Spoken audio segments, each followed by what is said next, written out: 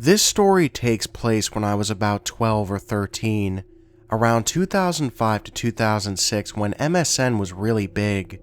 I met a girl in my grade who hung around my group of friends, but I had only just met her. I'm going to call her Alice.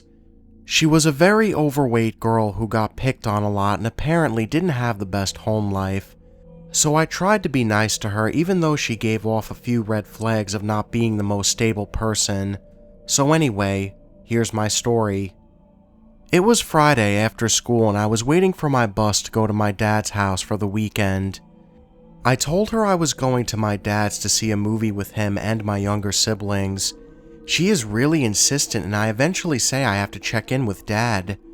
I call him from the office and he surprisingly says yes and tells me that I could stay at Alice's till like 7:30 or something to pick me up for the movie. We walk around town a little bit and then go to her house. She immediately goes to her laptop and signs into MSN with me sitting next to her. I ask her who some people on the list are because I couldn't recognize none of the people on it. She tells me that she has a lot of friends online, which at the time I thought was super weird. Instantly, a bunch of people started messaging her, especially this one guy in particular who we'll just call James. I don't remember his real name. His personal message script says something to the effect of, "I love you, my sexy babe, Alice." And I get even more weirded out. She says this guy is her boyfriend who is like 16 and she hasn't met him, but apparently lives just a few hours away. She tells him she is hanging out with a friend and he says something like, "Oh, turn on your webcam, I want to see if I know her." I am uncomfortable with it, but I didn't know her well enough to protest. So she turns it on, but he doesn't turn on his. He starts really creeping me out by saying things like, "Oh, your friend is as hot as you are," and telling me I look hot and I should take off my sweater. He makes weird passes like we should make out and stuff like that, and an innuendo about a threesome which I really didn't understand at the time. I ask why he doesn't turn on his webcam and she says it's because he doesn't have one, and I start getting even more suspicious. I tell her I want to get off the computer and go hang out outside and play with her rabbit, and she tells him we have to go and he starts getting really pissed off at her, obviously manipulating her into staying on. I think he is a fucking creep, so I go outside alone and pet her rabbit. She eventually comes outside.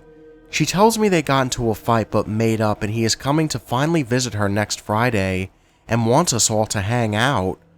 I brush it off and we have an uneventful evening until my dad comes and picks me up. Sunday when I get back to my mom's place, I go on MSN and I have a friend request from someone I don't know. I assume it's a friend from school. The email seemed very middle school-esque, so I added it. As soon as I do, a window opens and says something like, "Hey sexy girl." I ask who it is and sure enough it's James. I say I have to go and just block him. Monday at school, Alice is talking to me at lunch and she says he really liked me and he was coming for Friday for sure and asked if we were all still on to hang out. I make up some excuse about having to go to my dad's again on the bus and she drops it. I believe it was the following Friday our school went into lockdown.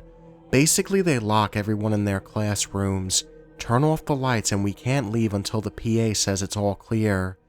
Everyone assumes it's a drill and we do our work quietly at our desk and talk. The lockdown lasts most of the period before it's over. In between the next class, a vice principal grabs me outside of class and tells me to come with him to the office. I follow him all the way to his office where I see the guidance counselor sitting there next to a female cop. I'm like, what the fuck? They just say they have a few things to ask me, but I can call my parents if I want to. I have no idea what this is about and I tell them no. The vice principal asked me if I knew Alice. I say yes. He asked me if I knew a guy named James, and I say no, but Alice does. He tells me the guy wasn't really 16 years old, but a 40-something-year-old guy. I was freaked out as all hell, but I told him I just knew he was supposed to meet her after school, and that was all, and they let me go. The cop just kinda sat there and took notes. I didn't know much about it for a while, but I pieced it together eventually through what Alice told me, and other kids who were at the front of the school when he showed up. Apparently, the guy showed up saying he was her uncle and it was an emergency. The receptionist in the office was suspicious and asked for proof as he wasn't on the list of emergency contacts, I think. And of course he didn't have any. She called the principal out and the guy was irritated, demanding he send her down. He got even more angry and said, "Sarah knows who I am, she can tell you," something to that effect. They refuse and ask him to leave. He won't, so they call the cops and lock down the school, and he just goes nuts in the office. I'm really scared to think what could have happened to that girl. He knew what school she went to, and my best guess is he got impatient to do whatever he wanted to do with her. I don't think he was charged because he was clearly mentally unstable. Shortly after, I cut ties with Alice. She was getting into a lot of trouble even after that. Creepy internet pedophile man. Let's not meet. This goes back to when I was 15 and a sophomore in high school. I only had a few friends and would walk by myself to and from most of my classes because small talk made me nervous thanks to my anxiety issues. I was walking to class one day and this guy came out of nowhere and started walking next to me. He was a bit too close for comfort, so I moved over, but he followed. He was so close to me his arm was brushing against my shoulder. For context, I am 5'1" and 93 pounds, and this guy was at least 6'2" and 180 pounds, and probably a year or two older. I've had some bad experiences with strange men in the past, so I was getting pretty uneasy. He finally decided to introduce himself. "Hi, I'm Jake. You're Kelly, right?" Of course I was taken aback, since I had no clue who this dude was and I had never seen him before. "Do I know you?" I asked. What he said next gave me chills and still creeps me out to this day. "No, but I know you." Just like that, he turned and walked away. I shit you not, he actually said that. I saw him the next morning when I was sitting with my friends and waiting for the first bell to ring. I pointed him out to them and asked who he was. They didn't know him either. The bell rang and we all went our separate ways. I stuck my headphones in my ears and turned on some music for the walk to first period. I felt an arm brushing against my shoulder. I looked out of the corner of my eye and saw Jake there, staring down at me with this weird grin. I moved away from him and just like before, he moved right with me. He pulled my headphones off and started asking me for my number. When I told him no, he started begging like he was trying to be cute. "Please, can I have your number? You're so pretty. I just want to be able to call you." I said nothing. Then he started asking me if I had a boyfriend and if that's why I wouldn't talk to him. I got to my class and hurried in, and he stood by the door staring and grinning for a few seconds before he left. This went on for several weeks. He started turning up everywhere I went. I would even take detours to try and throw him off, but he would eventually pick up on those too. Every day he would ask if I had a boyfriend and if I would just give him my phone number. After telling him no multiple times, I eventually gave up and just started giving him the cold shoulder. One afternoon I was walking to the bus parking lot to catch my ride home. Suddenly my headphones were tugged out of my ears and, lo and behold, there's Jake. "You never gave me your number," he whined. I put my earbuds back in only to have them yanked out again. "Why won't you just give me your number? Come on, haven't I been nice to you?" I hopped on my bus and thanked the gods that he didn't follow. That night I got a text message from an unknown number. "Hey." I asked who it is, and soon after I got the reply, "It's Jake. Are you a virgin?" Now I'm sitting here thinking, how the hell did he get my cell number? I did have a Facebook and a MySpace account, but neither one of them had my email or phone number visible to anyone but my friends. The next morning I called the phone company and asked them to block his number so he couldn't contact me. The next day I was walking between the two buildings of the high school on my way to a midday class, and he shows up again. "Why aren't you answering your phone? Why won't you message me back?" I told him I couldn't talk because I was going to be late for class and walked faster. He caught up and raised his voice a bit. "Why won't you answer my calls? I want you to be my girlfriend." I ignored him, and I guess he was tired of that because he got really angry. He ran up behind me and grabbed the handle on my backpack and the hoodie of my jacket with the same hand and yanked me backwards. I reached forward and grabbed the handle of the heavy metal door of the next building. I was screaming at him at this point, "Let me go, just leave me the fuck alone!" He was still trying to pull me behind the building, and I was about to lose my grip on the door handle when I guess he realized that I'd created a scene. He let go and nervously said something along the lines of he was just playing and to stop being so serious. After that, he would try to message me on Facebook once in a while, but I blocked him there too. Thankfully, I haven't heard from him since. So, high school creeper dude, please, let's never meet again. I've never submitted anything before, so I hope this goes through. It might be kind of lame and too long, but it scared me through most of my teen years and contributed heavily to my gun phobia, which I am now trying to overcome at age 20. So there was a guy named Ricky who went to the same school as me for as long as I can remember. I didn't know him, but I did know that he was unpopular and made fun of a lot for his social awkwardness and speech impediment. People called him retard more often than his actual name. It was sad to watch, but I didn't know him and I was too wrapped up in my own middle school life and relative obscurity to do anything. One day in 7th grade, we had an assembly in the cafeteria, which was completely packed with only a few seats scattered around.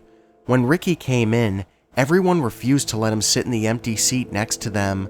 Like I said, I didn't know him, but I had an empty seat by me and waved him over to let him know. He sat down and said, "Thanks," with sad and grateful eyes. I said, "No problem," and turned back to my friends, kind of wondering when I told him my name. After that, he tried to talk to me a lot, and because I knew he had no friends, I didn't turn him away. However, soon my friends would groan and roll their eyes whenever they saw him, because they knew he was going to come sit with us. He really was annoying and the kind of awkward that is just hard to hold a conversation with. I didn't enjoy being around him either, because he just made things uncomfortable. I started cutting our interactions short and trying to keep an air of mere acquaintanceship, hoping he would get the hint and go find other people to hang around. It worked, mildly. He stopped sitting with us, but he still would stare at me or try to interact with me alone, and 7th grade me was just not having it. I got more and more annoyed, and would whisper and make faces to my friend Sarah showing this. One day we were about to go to class and he stopped me at my locker and said, "Hey, can I talk to you for a minute?" Sarah gave me a look and left. I said, "Okay, but class is about to start." Then he says, with a very serious face, "I love you. Will you marry me?" I got pissed that someone I barely even knew would put me in that kind of situation and demanded it. What the fuck?" he responded. "I was just joking." Needless to say, after that point I was no longer tolerant of him and was as cold as possible. He didn't like that. Sometime later, I was sitting with Sarah, who had some issues with depression and anxiety. She exclaimed, with generous melodrama, "Ugh, somebody just kill me," and put her face down on her desk. Later in the day, Ricky showed her a comic he had drawn depicting Sarah exclaiming, and in the following panels, Ricky pulling a gun and shooting her in the head. She came to me later with an appropriately "what the fuck" reaction. We agreed that we should get the drawing and show it to a teacher. However, upon approaching him, he ripped the comic up and threw it away. We ignored him completely after that. For weeks, if he tried to speak to us, we would pretend to hear nothing and look annoyed, with all the expertise of the teenage girls we were. This continued until one day when Sarah and I were sitting in class near the end of the year, laughing to give ourselves something to do besides counting down the days until summer vacation. Ricky walked into the room as we were laughing and, passing behind me, leaned over and said in a low voice, "You won't be laughing when I have a gun in your face." I was startled, but I had the curse of "fake badass till you make badass," and spat back without thinking, "Yes, I will. See you in hell, asshole." He continued on his way and Sarah and I looked at each other, wide-eyed. We knew we should have reported him, but for some reason we were afraid and never did. Fast forward to 9th grade. The next time I encountered him, We were in gym class together and he would stare at me menacingly and generally make me uncomfortable. I started to regret not reporting him before, but I felt it was too late, so every day I went to gym class. I felt more and more afraid for my life. He had anger issues and years of being bullied, and I was scared that as his only friend who betrayed and abandoned him, he would hate me the most out of all of his aggressors. I started to have trouble sleeping and nightmares about dying. I went to school every morning wondering if this was the day I would die. One day I broke down in the car and told my mom everything and how afraid I was to be around him. The next day I was called to the principal's office to make a statement. Soon he was moved out of all of our mutual classes, and I never saw him again except very occasionally across an assembly hall or cafeteria.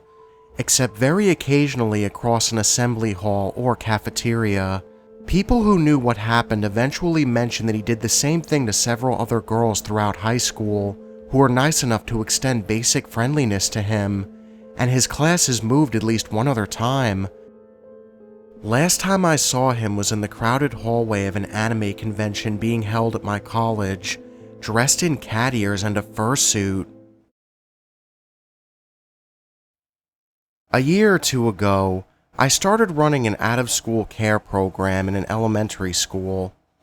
This is the sort of program where we take kids whose parents work too early or too late for them to be safely dropped off or picked up from school. We would give them snacks, play games, crafts, that sort of thing. I begin my work very early in the morning and end very late, often being the only one opening and closing the school. The school I work at is in a residential area. However, it is still quite isolated due to the size of the field and trees surrounding the border between the road and the school field. I often walk to work as I live quite close.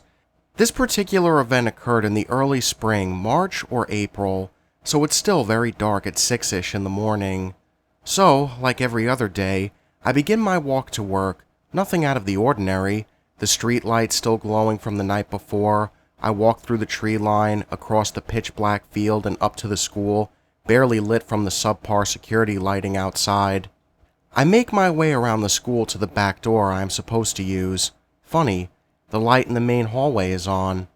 Guess the caretaker forgot that one? I unlock the door and step in, only to find the silent alarm has been set. Weird. I walk around the bottom floor checking classrooms, bathrooms, and offices. Nothing looks disturbed. I turn off the alarm and go about turning on lights and my setup for the morning. My program is located in a small classroom at the back end of the school. I go to unlock the door to see it's already unlocked. I slowly proceed inside and flick the light on. I look around the room. I notice nothing really out of the ordinary except some markers and coloring sheets had been left out, along with some toys scattered about the play area. I figure my coworker, Rita, must have forgot to tidy up and lock it when she left. I had left early and she was still new. Perhaps she forgot to go through our closing checklist before she left. I had a client who required her child to be dropped off around 6:30 a.m. rather than the regular 7 a.m. start. So for a fee, I would take her child a bit earlier as I was there by then anyway. She was a small girl, around 6 years old at the time, with big brown eyes and blonde hair. Let's call her Julie. I hear the familiar buzzer sound at 6:30 that signals Julie's arrival. I walk through the lonely halls to the front door. I look through the glass to see Julie and her father waiting patiently for me. With a smile on my face, I open the door wide and greet the child warmly. She takes my hand and we walk down the hall to the staff kitchen to prepare morning snacks for the children. We begin getting ready when Julie asks to use the bathroom. Usually the children have to go in pairs, but I said to go anyway. Julie makes her way out of the kitchen into the bathroom a few feet away. I could hear her, so I continue with my preparations. I hear her humming.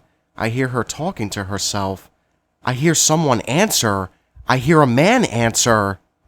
I ran to the bathroom only to see Julie in the presence of a very skinny, disheveled man covered in blood.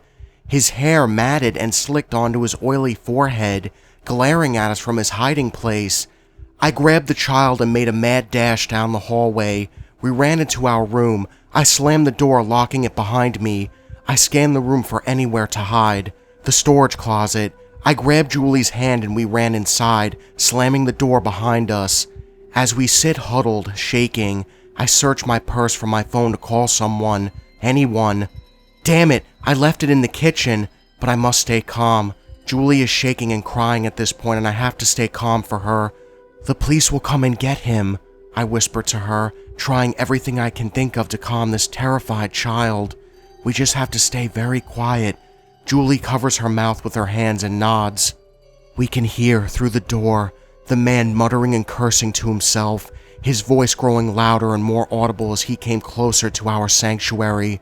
Poor Julie. She just couldn't contain herself any longer and began letting out great loud sobs.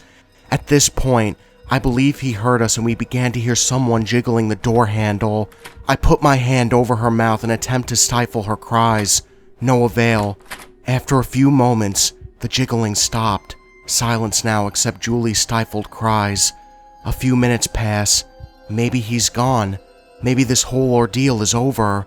Then, out of nowhere, he begins throwing himself against the door, screaming nonsense and curses. I decide it's just a matter of time before the crappy lock on the door breaks and we are all his. I hold Julie close and shut my eyes, waiting for the inevitable. We're trapped. We can't get out. Just then, a loud ringing fills the air. The fire alarm. My cooking must have set it off. Soon, the sounds of sirens start outside. Julie and I creep from our hiding spot. No more noise from the man. We slowly open the door to see the hall full of smoke. We scuttle to the nearest exit and make our way to the firefighters outside. I tell them about the man and our ordeal. The police end up catching him in the corner of a classroom, crying and rocking back and forth. Apparently, he is a father of a child who attends the school who has been restrained from seeing her due to mental illness and drug problems. I still work at the school, but Julie left the school after the incident and I haven't seen her since. Nothing like this has happened again and hopefully never will. Hey guys, thank you all for watching, and if you enjoyed this video, make sure you hit that subscribe button and join the Nightmare Army. I'm always looking for new soldiers in my Nightmare Nation. So guys, how's everybody's Monday doing? Is everybody having a good Monday? I remember when school started, I used to fucking hate Mondays. Like seriously, you'd have Friday, best day, Saturday, and then Sunday would just be like, school, But with that being said, is anybody excited to go back to school? I know I started seeing the back to school commercials on the TV recently. Even now, I mean, I don't go to school anymore, but even now, it's like, whenever I watch those, like, back to school commercials, I'm always like, back to school. Like, why do they have to show them in frickin' August, for Christ's sake? It's like, I think it's, like August 15th right now? Why, and another thing too, why the hell do the best video games come out in September when school starts? I never understand that at all.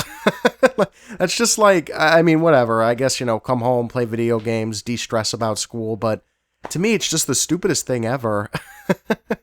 Well, anyways, guys, I hope you all have a great Monday, and just remember, the best ideas always come out of nightmares.